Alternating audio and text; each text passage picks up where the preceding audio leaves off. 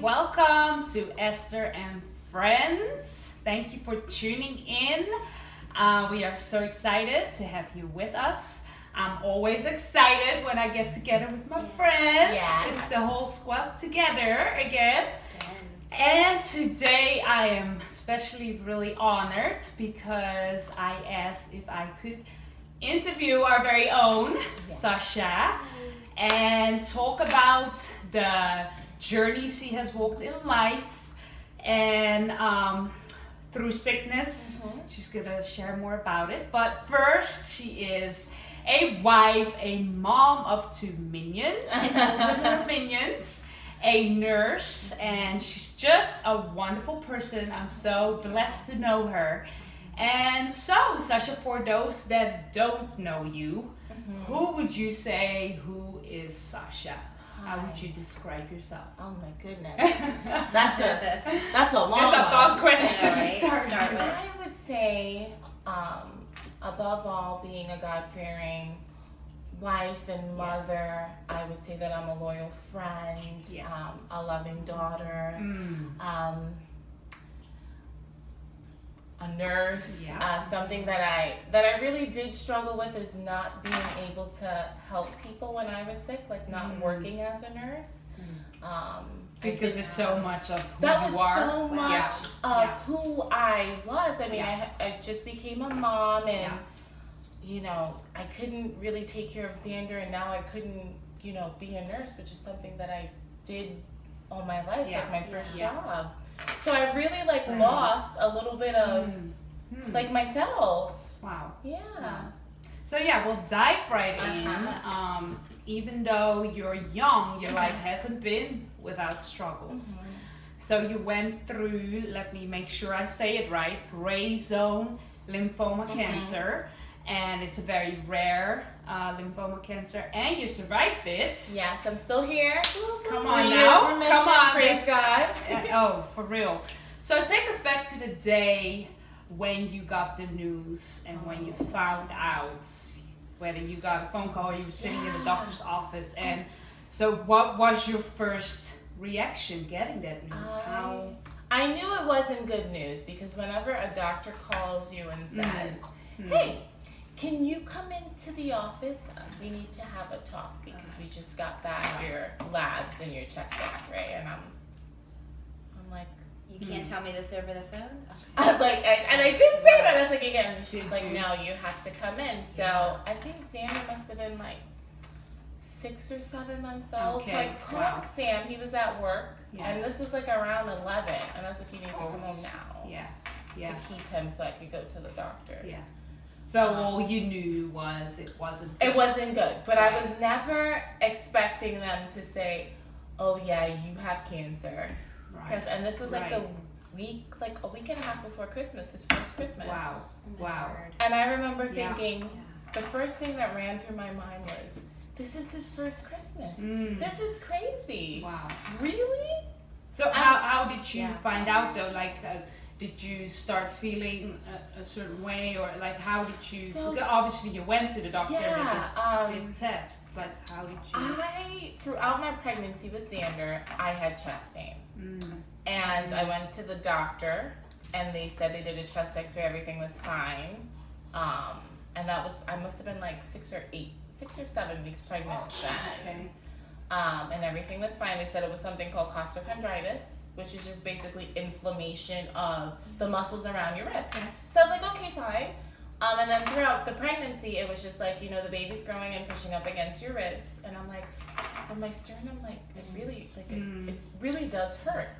Wow. And, you know, I had a great pregnancy. Everything was fine, but I still would have the chest pain. And I must have been 7 months pregnant. I laid down flat in the bed and I was like, I can't breathe. I can't breathe laying flat. So I called my mom and she was like, you need to go to the emergency room. And then I chuckled because I was like, Mom, you're crazy.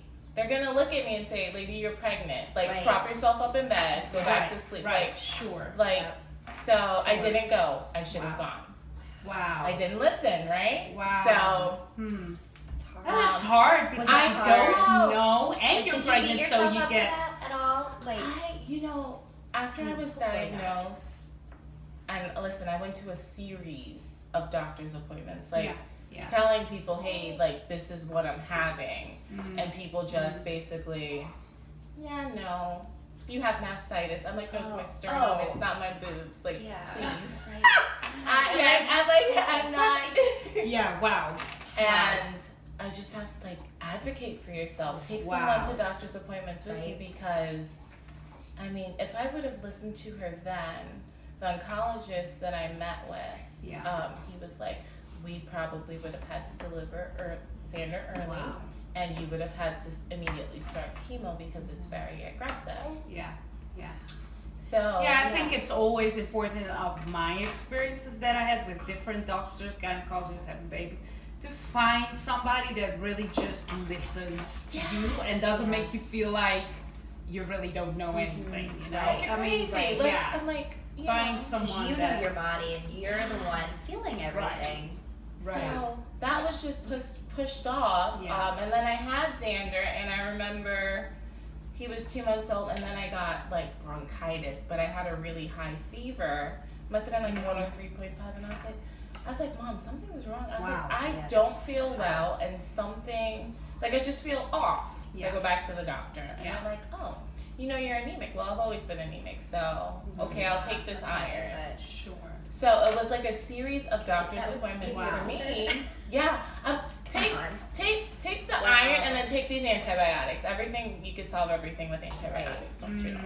So that to me was just, until that phone call came that you had to come in. Wow. I mean, so I think everything spiraled from Thanksgiving to Christmas, because I realized that there was an issue Thanksgiving morning.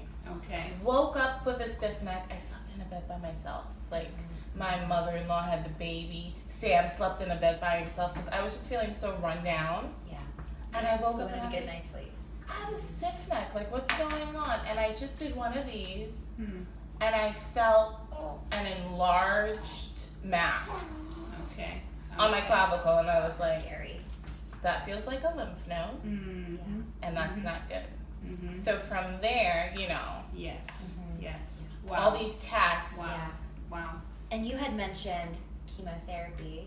So do you want to just talk about those treatments? Like, was that scary, or how did you find your strength to get through those treatments? So when I was diagnosed, first they told me it was Hodgkin's, and I knew basically the treatment plan for that. So I was very comfortable. I was like, okay, I know what this is. Sure. And then shortly after that, I got a phone call from Dr. Fox, and he said, no, like, the tissue samples aren't matching up. Like, it looks like Hodgkin's, but something's off. I have to send it to NIH. So we couldn't start chemo because they needed to find out what subtype of lymphoma I had.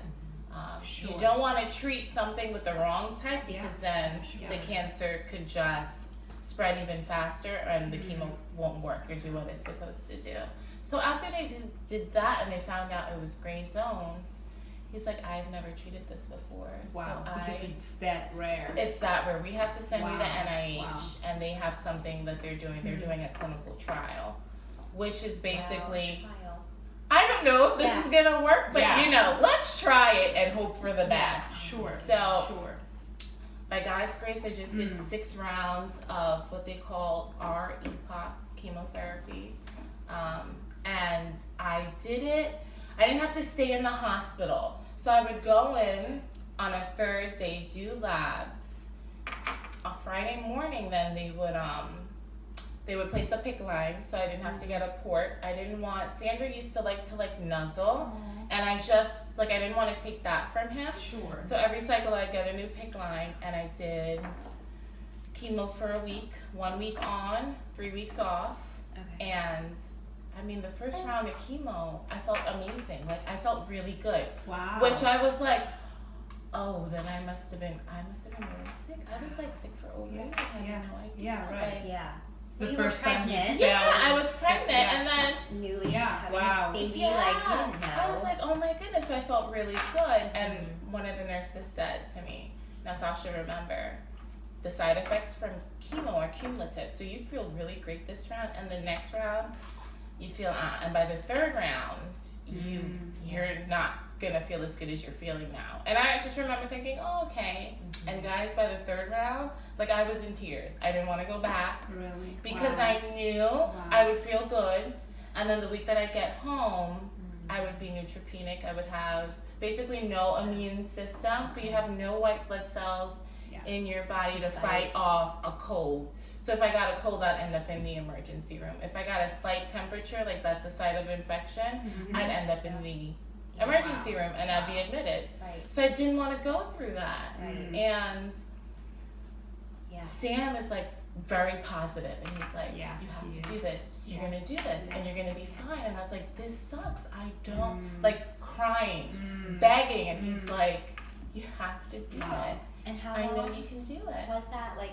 And that was just from January of 2015 up until May. I had my last cycle of chemo in May. Wow. And for those months, I would just pray, you know, Lord, please just let this work, because if it doesn't work, then, you know, there's something that they do call a stem cell transplant where you'd have to get a higher dose of chemo and then, you know, more testing and so when I finished chemo in May and I was expecting them to say, you know, you're cured, you're fine. They're like, I can't even tell you if it worked. You have to come back in July. And then I just remember crying, just because I just wanted it to be over. I just wanted to be done. And my mom, like we have dance parties at my house. My mom, she likes to dance. And she played a song by BB and CeCe Winans, Count With All Joy, each moment that you're going through is a gift, even when you're feeling down. And even in the darkest nights, if you look straight ahead, you'll see a ray of sunlight waiting there for you. And I just was like, you know what? Like, I mean, this really sucks. I can't, but, you know, I have you guys, I have Xander. I'm just going to make the best of it until we come back. And we went back July, and they were like, your tumor shrunk, so we'll see you in 3 months to check you again. So, I mean, praise God. And by this time, so your chemo is over. You're not sick from that anymore. You don't have any. You feel totally normal. I feel totally chest normal. pain anymore. I have no chest pain. Wow. But I still look like a cancer patient, so I'm still completely bald. Sure. I have no eyebrows. And then I was like, a number on you. Wow. Like, I'm like, and nobody tells you. I remember like feeling so good to get a manicure and pedicure, and then your toenails fall off, your fingernails fall off after chemo. Like, no one tells you. No. So I get this pedicure. Yeah, everybody knows you're probably gonna lose your hair, but there's so much more stuff that happens to your body. So I remember like calling my mom, crying because like I just got a pedicure and like my toenail fell off. Like I didn't even know where it went. I was like whatever, and she was like, "Okay, nobody ever died from losing a toenail. Okay, you can buy those if you want it. Okay, so you're gonna pick your big girl panties up and you're gonna move on. Okay, because you're fine. You're here. Is that what you needed? And I was like, yeah, you're right. Yeah. Wow. And that's what that's my mom in a nutshell. She's nurturing when she needs to be, but when she needs you to snap out of it, you get the sauce. So So you're obviously your husband, your mom were a big strength of the family. And so what you shared a little bit, but what was one of the most things they said or did that meant the most to you? Because I whenever somebody goes through some like really terminal illness, it's like hard to know what you could do for those people. Or say as friends, or so what was something that really just meant a lot to you in this? My girlfriends from college, like they'd come down and visit me and they would say, listen, like chill in your jammies, like don't get dressed up for us, don't put on a wig, like just be who you are. So that was very comforting because you get Yes. tired of the wigs. Just Right. you hurt all over, and then you have to like try to dress yourself up Yeah. so that you don't. I never wanted to make anybody else feel uncomfortable. So That's the caring person in her, Yeah. the nurse that still wants to take care of other people Right. when she's the one that like Right. I didn't want that, and Yeah. Wow. another thing that meant a lot to me is so our close group of friends. Yeah. I call them my tribe. Yeah. They actually hosted a feast against the beast, which was basically like a catered dinner Yeah. to raise money and awareness towards my Wow. all the like you rack up so much even with insurance, like the pricing for testing, hospital stays, like we were in so much debt just from trying to find out The what was testing. going on with Yeah, me. I believe that. Wow. Danny and her husband actually set up Yeah. a GoFundMe page. Oh, wow. Because I was That's like, awesome. like in 2 months we were like 30 grand in debt. Yeah. And that's the last thing that's on your mind. With is asking for insurance. help. Yeah. Like I was like, I don't like how do people do this Yeah. without insurance? Right, Like how right. and I'm like, I don't even have to pay for like chemo.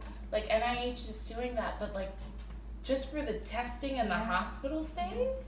I think that's one of the most, like when you're facing something like that, you should not even have to worry or think I about know. the financial Yeah. part of it. You know, it's Seriously. like, oh my And word. that's what I call them my tribe. Yeah. That is awesome. That's what they did for me. Yeah. Oh my goodness. Wow, that's awesome. That is awesome. So through this whole thing, what would you say your biggest fear was? Oh my goodness. I did have a lot of fears. I want to say back then the biggest thing was Xander was like 9 months old when I was going through treatment. I remember thinking, am I going to be here for his first birthday? And like, is he going to know who I am? And, Sam and I were actually having a conversation a couple weeks back, and I was like, Xander to this day will tell you he has 2 mommies. Yeah.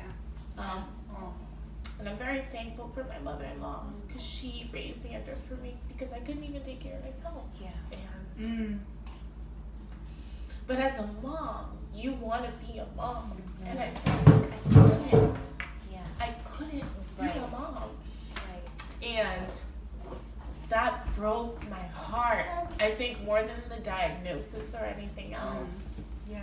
Yeah. He was your heart. Wow. And, Mm. Sam says, well, God is so great Right. that look, I have Wow. Zoe. They told us, like, there was a possibility that we would never have kids. And God Yeah. was like, nope, Yeah. here you go. Wow. And she only wants her mama. Like, she, Yeah. mama. Like, so I feel like, Yes. God has brought it full circle for us. And Yes. I have this, my son loves me, but I have this little girl who only has eyes Yeah. for me, Yeah. and I Yeah. feel like a mom. Yes. Like, Wow, what a gift. Yeah. What a gift. Wow.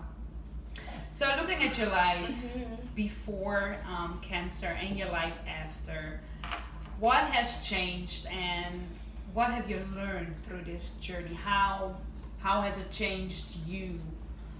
What are some things, if you look at your life before, you had to worry about any of that stuff, Yeah, I and think now afterwards? life before was like I want to say carefree because we never had any like big obstacles, I hear you. Like Wow. Sammy and I were just like married for 3 years, so it was good. Like Yeah. no real stressors. Yes. I think before, if you would have said, Sasha, are you a lover or are you a fighter? I would have said, I'm most definitely a lover. I think with cancer, it has shown me that with God, Yeah. I could face any battle. I could weather any storm. Yes. I am strong Yeah. because of Him. Yeah. I would have never said that about myself 3 years ago. Mm. Wow. I would Wow. have never. Wow. And it's funny. because I was driving the other day and I said, you know, wow, God really, if you look for the signs, he will prepare you for whatever trials you're about to face. Right. The year before I got pregnant with Xander, Sam and I did all these 5Ks. Like, we were always in the gym. Like, just being healthy. Yes. All these meal preps. Like, we were, and I was like even throughout my pregnancy with Xander, it was a good pregnancy, even though I had all that stuff going on. I would still run. Like, I would run. Wow. And whatever chest pain I had, like, that burning sensation from running would make it go away. Yeah. Wow. So I felt like God was just like, we're gonna strengthen you, because you don't know what you're about to walk into. Right. But I just want you to know, Wow. I have you. Yes. We have this. Wow. Yes. Like, and I got chills because I was like, Yeah. that was the healthiest, I want to say the most healthiest year of my life. Yeah. I felt good. Yeah. I was strong. And God was like, yeah, I'm preparing you. Yeah. Wow. Yeah. That is awesome. That is awesome. When you look back on it. Yeah. It's really, That's what I take from that. Like, yeah. you go through certain points when you're going through treatment where you really feel alone because it sucks. Yeah. Yeah. Like, and that's just sure. what it is. Sure. But I could look back and see the ways that God always provided a way. Yes. Yes. You know, when you're apprehensive and you have no idea what's going on with you. We went to NIH. Before they took my information, the lady at the hospital was like, I want to pray with you and your family. That was my sign that God was like, here, this is where you're going to be. Right. Right. This is where you're going to get cared for. Yes. You know, like, Yes. so you look back and you see all the signs where he's like, you were never alone. I was right there with you. You know? And I think Amazing, Sasha. for me, that means the most. Because now, if something feels like it's going crazy, I look for the signs. Right. Yeah. Right. And I mean that when life's so busy, we you know we don't stop to see. Okay, think but I was that just reading this morning in Psalms, and it says, "What is man that you are mindful of him?" And he's mindful of us. He cares. He does. He cares, and that's like in my life with him, you know, I see that every day. And the little things, Just the little things, you know, not always the big things. Yeah. And you have to stop and you know just look and see, because otherwise you won't notice it. So true. Well, and I feel like one of the most positive things that we can do after going through something is sharing with other people, helping someone, walking next to someone who's going through something similar. So if you were sitting with maybe a viewer or someone like who's going through something similar, having coffee with them, what would you say to them to encourage them just to keep moving forward? There is so much that I would say. Number one, that you're not alone. Appointments, if you can get someone to go with you, don't go alone. Because, like, I had a close friend of our family's, my mama D. She's a pharmacist, like, that's her trade. But she would, like, I had to see a cardiologist before chemo. She's like, oh, no, I'm coming with you. Because you're going through, like, this, I want to say, haze, where you're hearing things, but you're not really... There's so much going on. So you're going to miss some things. You're going to need that support. You're going to need that person there with you to say, okay, well, they said this, so I think we should focus on this. Second opinions. Always get a second opinion. It's, you know, it's your life. don't feel bad about Don't it. feel bad about hurting the doctor's feelings. Yeah. Right. There you go. Because you're important. Yes. And doctors can be wrong.